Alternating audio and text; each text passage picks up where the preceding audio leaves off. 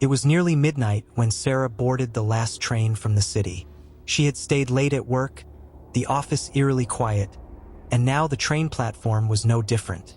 Only a few flickering lights and the sound of the wind kept her company. She stepped into the last compartment.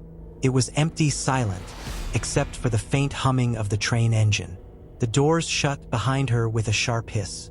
She sat near the window and stared out into the night. As the train rolled forward, Sarah noticed something odd. The lights in the compartment flickered once, then twice, and then everything went black for a brief moment. When they returned, she wasn't alone. A man in a dark coat now sat across from her. She hadn't heard the door open. No footsteps, nothing. The man didn't speak. His head was slightly lowered, and his face hidden in shadow. Trying not to panic, Sarah gave a nervous smile.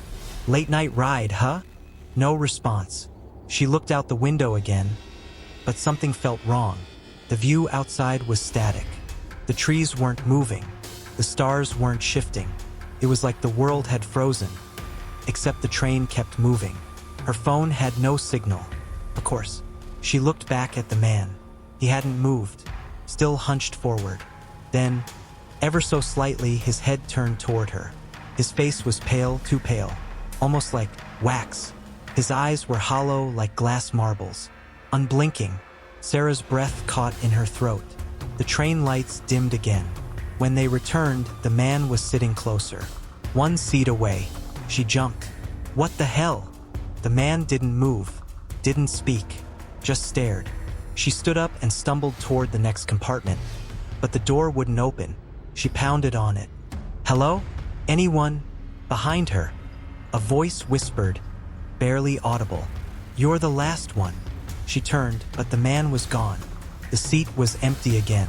But now, she wasn't alone. The reflection in the window showed 5 people behind her.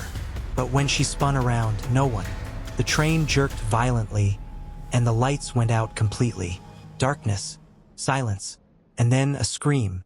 Not hers, a man's, distant and chilling. It echoed through the train, growing louder, closer.